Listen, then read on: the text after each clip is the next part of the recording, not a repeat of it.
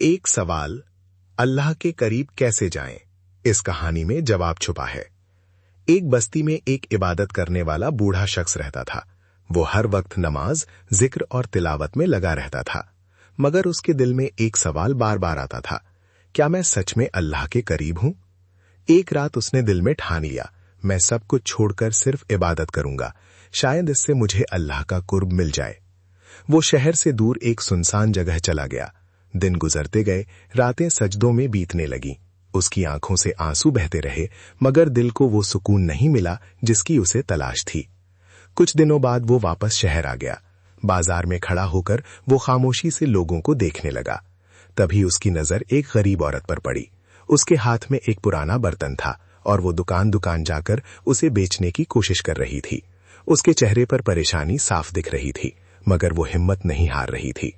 कुछ लोग उसकी बात सुनकर आगे बढ़ गए। कुछ ने बहुत कम कीमत लगाई, लेकिन किसी ने उसकी मजबूरी को समझने की कोशिश नहीं की। फिर एक नौजवान दुकानदार ने उसे देखा।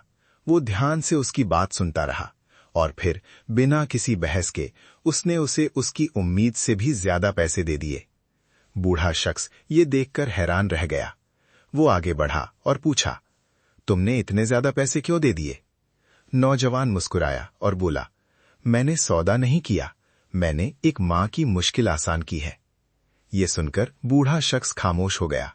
उसी पल उसके दिल में जैसे एक रोशनी सी भर गई, जैसे कोई उसे समझा रहा हो, मेरा कुर्ब सिर्फ इबादत से नहीं मिलता, मेरी मखलूक का सहारा बनो, मैं खुद तुम्हारे करीब हो जाऊंगा।